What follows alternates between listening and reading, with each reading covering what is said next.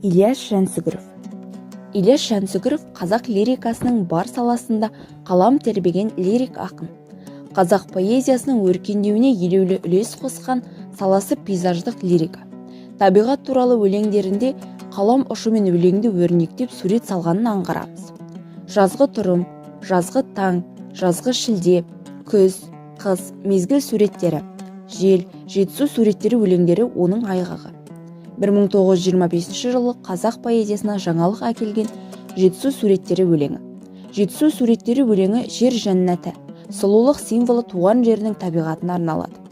Өлең жалпы сын, тау суреті, жетісудағы су суреті, жетісу жәндіктері, жер түгі бөлімдерінен тұрады.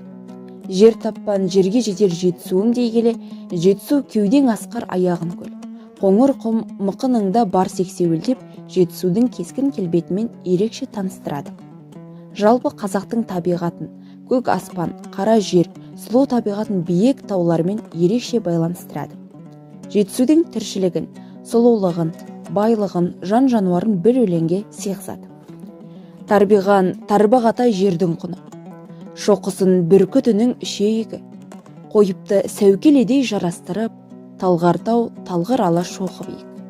Асқақтай емшегеріні көкке тиіп, томсығы торай ғырдың түгел орны. Асқардың арғатасы хан тәңірі, қарқара қалың биік көбісіндей.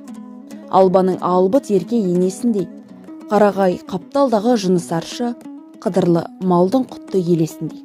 Деген жолдары ақынның туған жерінің сұлулығын ерекше суреттелгенін көреміз. Жетісуда су суреті бөлімінде ыстық көл, қамысты балқаш, шу, іле, шелек, көксу, күркілдек өзендерінің аты аталады. Шымырлап іле қайнап құмды кезген, асқарды шын мекендеп жайлағаны, па шіркін, болады екен тауда сұлу. Мұз көйлек, мұнармен белін буы, су суретін тау суретімен әсем суреттейді.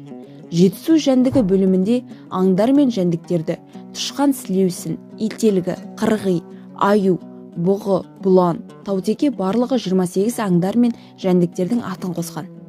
Ақын жер түгі бөлімінде ағаштар мен шөптесін өсімдіктердің 8 түрін атап кеткен.